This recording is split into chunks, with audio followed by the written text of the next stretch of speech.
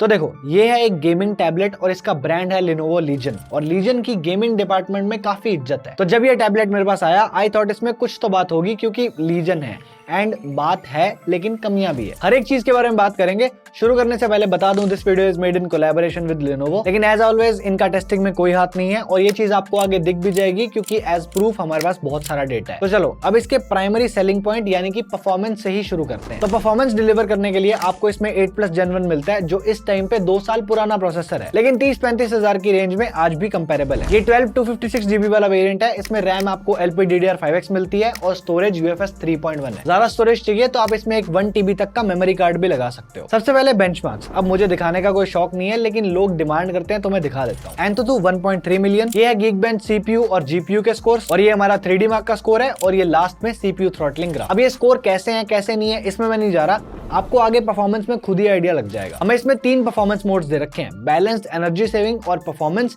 लेकिन इन्हें टॉगल करने का कोई डायरेक्ट ऑप्शन नहीं है। आप जब गेम्स खेलोगे तो साइड में गेम बार में जाके आप चेंज कर सकते हो, इसके अलावा मुझे कहीं पे ये दिखा नहीं। अब गेम्स की बात कर लेते हैं, और इनकी टेस्टिंग परफॉर्मेंस मोड में ही हुई है। सबसे पहले मैंने Genshin impact max setting 60 FPS पे 45 मिनट्स के लिए खेला एंड परफॉर्मेंस बहुत सही मिली है, और इसका सबूत आपके सामने है। 45 मिनट में एवरेज FPS आ रहे थे 58.7, तो अगर 30 FPS पे खेलोगे फिर तो बढ़िया ही चलेगा। एट द सेम टाइम आप टेम्परेचर्स भी देख सकते हो, मैक्स 39 डिग्रीज ही है, जो कि आइडियल है। लेकिन इन 45 मिनट्स में इसकी बैटरी 99 से 70% पे आ गई, जो कि एक बहुत बड़ा मेजर ड्रेन है। अब बैटरी सिचुएशन क्या है उसके बारे में थोड़ा आगे बात करते हैं। अगला गेंशिन जैसा ही एक और बहुत डिमांडिंग गेम है विदरिंग वेव। ये मैंने जस्ट अभी शुरू ही किया है, आगे लेवल्स बढ़ेंगे तो रिजल्ट थोड़ा अच्छा आएगा, लेकिन अभी के लिए 45 मिनट के मैक्स सेटिंग 60 FPS के गेम प्ले में एवरेज 52 FPS आ रहे थे, और मैक्स टेम्परेचर गया है 43 डिग्रीज, जो कि थोड़ा सा ज्यादा है, एंड बैटरी लॉस भी 34% हुआ था। एक गेम और भी है जोनलेस जोन 0, और इसके साथ भी मैंने सिमिलर पैरामीटर्स पे रख के टेस्ट किया,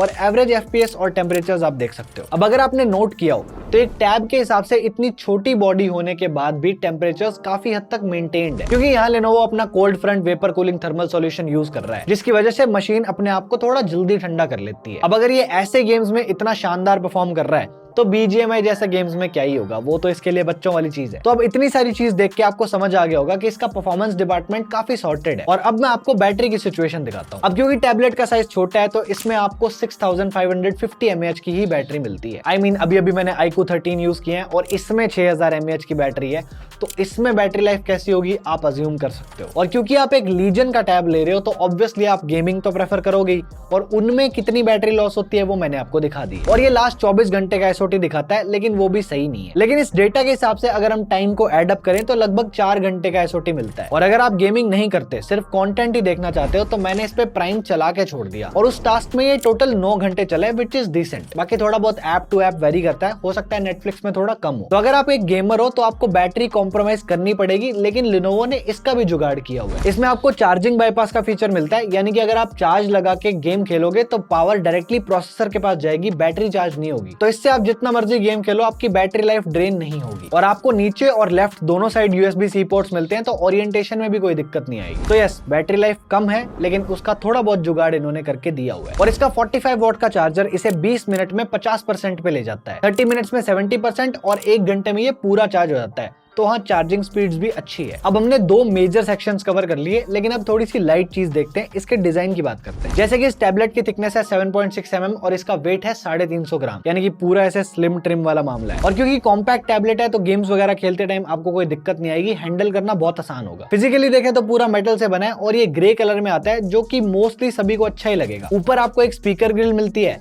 राइट में वॉल्यूम बटन, पावर बटन, और 2 छोटे माइक वाले छेद दे रखे हैं। और इस पावर बटन पे वो ग्रिप वाला टेक्सचर भी है, तो आप इसमें नाखून रगड़ के घिसा सकते हो, कोई दिक्कत नहीं है। नीचे एक USB-C 3.1 Gen 2 वाला पोर्ट है, यानी कि डेटा ट्रांसफर स्पीड्स अच्छी होंगी, और साथ में ये डिस्प्ले पोर्ट की तरह भी काम करता है, और एक स्पीकर ग्रिल नीचे भी है। स्पीकर्स की पोजीशन अच्छी चूज करी हुई है, क्योंकि गेमिंग करते टाइम आपके हाथ इनको कवर नहीं करेंगे। राइट में 1 TB तक सपोर्ट करने वाला मेमोरी कार्ड स्लॉट है। जी हाँ, आपको यहाँ सिम कार्ड वाला वेरिएंट नहीं मिलेगा, ये ओनली वाईफाई वाला मॉडल है। मेमोरी कार्ड स्लॉट के साथ साथ एक सिमिलर कॉन्फ़िगरेशन कॉन्फ़िगरेशन वाला USB-C पोर्ट और है। तो छेदों की इसमें कोई कमी नहीं है, बस इसमें IP रेटिंग नहीं है, तो इसे तूफान सुनामी से थोड़ा बचा के रखना। डिस्प्ले की बात करें तो ये एक 8.8 इंचेस की क्वाड HD प्लस डिस्प्ले है, तो रेजोल्यूशन हुआ 2560 बाय 1600 और Lenovo इसे प्योर साइड गेमिंग डिस्प्ले भी बुलाता है। बेसिकली ये IPS ही है और ये 144 हर्ट्ज के रिफ्रेश रेट के साथ में आती है। अगर आप रिफ्रेश रेट को ऑटो पे सेट करोगे तो मोस्टली ये 120 पे चलेगी, बस YouTube में 60 हो जाता है। और अगर आप स्ट्रिक्टली 120 पे करके चलोगे तो आपको बैटरी लाइफ में भी थोड़ा फर्क दिखेगा। ऑल्दो मेरी सारी टेस्टिंग 144 हर्ट्ज पे हुई है, आई वुड रिकमेंड आप 120 पे यूज करोगे तो आप बैटरी लाइफ थोड़ी बढ़ा पाओगे। और टैबलेट्स को क्योंकि हम मोस्टली इंडोर्स यूज करते हैं तो ब्राइटनेस की कोई कमी नहीं है। इंडोर में ठीक है, लेकिन ज्यादा बाहर मत लेके जाना क्योंकि देखने में दिक्कत आएगी। स्क्रीन के अराउंड आप बेजल्स भी देख सकते हो, टैबलेट के स्टैंडर्ड के हिसाब से ठीक है, कोई बहुत बड़े नहीं है। इसका एस्पेक्ट रेशियो 16:10 का है और ये डॉल्बी विजन HDR10 सब सपोर्ट करता है,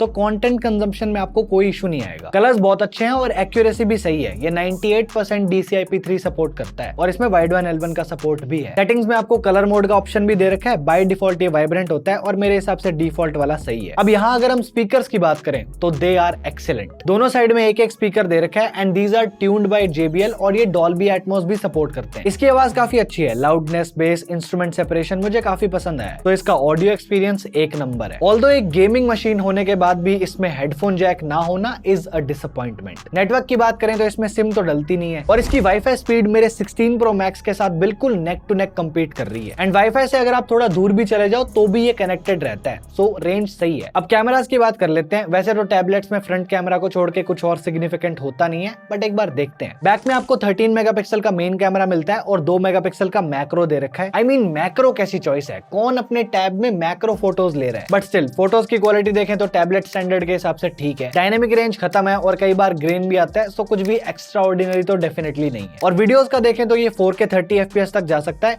लेकिन रेजोल्यूशन से क्या होता है, ऑप्टिमाइजेशन की बात होती है और वो आप देख ही सकते हो। फ्रंट कैमरा आप इसमें ज्यादा यूज करने वाले हो और वो आपको यहाँ पे 8 मेगापिक्सल का मिलता है, जिससे आप 1080p 30 FPS तक वीडियोस रिकॉर्ड कर सकते हो। और अगर आपको इससे वीडियो कॉल्स करनी है तो क्वालिटी देख लो कैसी होगी, और माइक भी इसी का यूज हो रहा है तो आपको ऑडियो का भी अंदाजा लग जाएगा। बस कैमरास यूजेबल हैं, लेकिन प्राइमरी सेलिंग पॉइंट तो कहीं से नहीं है। सॉफ्टवेयर की बात करें तो यहाँ पे आपको Android 13 GUI 15 के साथ में मिलता है, लेकिन ऑन करते ही 14 का अपडेट आया हुआ था, तो अब Android 14 और GUI 16 हो गया है। एंड क्योंकि टैबलेट के पास काफी पावर है तो UI बहुत स्नैपी है, जिटरी एक्सपीरियंस नहीं है। 8+ Gen 1 और ऑप्टिमाइजेशन दोनों बहुत अच्छा काम कर रहे हैं और बेसिक टैबलेट के जो फीचर्स होते हैं जैसे कि स्प्लिट स्क्रीन, फ्लोटिंग विंडो, वो आपको इसमें सब मिल जाएगा। और आपको यहाँ पे Lenovo फ्रीस्टाइल भी मिलता है। इससे होता क्या है कि अगर आपके पास कोई लीजन का दूसरा डिवाइस है तो आप उसके साथ कंटेंट बड़े सीमलेसली शेयर कर सकते हो। अब मेरे पास कोई लीजन का और डिवाइस नहीं है तो मैं इस चीज को टेस्ट नहीं कर पाया। इसके अलावा आपको नीबो और माई स्क्रिप्ट कैलकुलेटर जैसी एप्स भी मिलती हैं। नीबो हैंडराइटिंग रिकॉग्निशन के लिए यूज होता है और स्क्रिप्ट कैलकुलेटर हाथ से लिखी कैलकुलेशंस कर देता है, बट इसका एक्चुअल एक्सपीरियंस स्टाइलस से ही आएगा और वो आपको अलग से लेना पड़ता है और उसको यहाँ पे टिकाने के लिए कोई माउंट नहीं है, आपको अलग से रखना पड़ेगा। यानी कि Lenovo इसे उस डायरेक्शन में टारगेट करना ही नहीं चाहता। और आपको यहाँ पे PC मोड भी मिलता है जिसमें ये अपना इंटरफेस थोड़ा विंडोज टाइप का कर देता है। मुझे पर्सनली इससे कुछ खास लगाव नहीं है, बस फीचर है, एग्जिस्ट करता है। और एक चीज जो मुझे बहुत अच्छी लगी वो है इसके haptics, like they feel very high quality. ऐसे कोई रैटलिंग वाली साउंड या अजीब सी वाइब्रेशन मोटर नहीं है, बड़ी ही सटल सी है। इसकी मेन इंप्लीमेंटेशन टाइपिंग और वॉल्यूम वाले स्लाइडर में ही है, बाकी जगह ब्राइटनेस वगैरह में ये काम नहीं करता। बाकी सब तो ठीक है, लेकिन मुझे इसमें एक मेजर दिक्कत भी दिखी है। जैसे जब आप इसे इनिशियली चालू करोगे तो आपको ये सारी एप्स मिलेंगी, जिसमें से कुछ भी ऐसे कोई गंदा ब्लोटवेयर नहीं है, लेकिन ये लोग रिकमेंडेशंस देते हैं। जैसे होम स्क्रीन पे एक एप्स फॉर यू करके फोल्डर बना रखा है जिसमें रिकमेंडेशन आती है। यहाँ तक फिर भी ठीक था,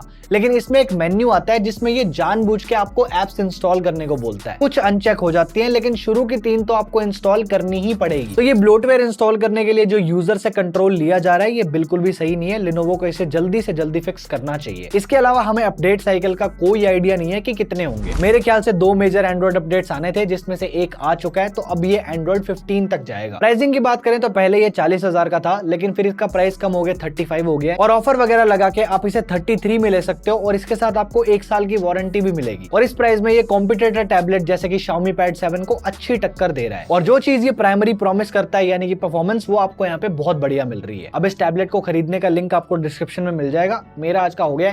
this is it from my side. Thank you so much for watching. I am Divanshu and I am on leave till the next one. Bye bye.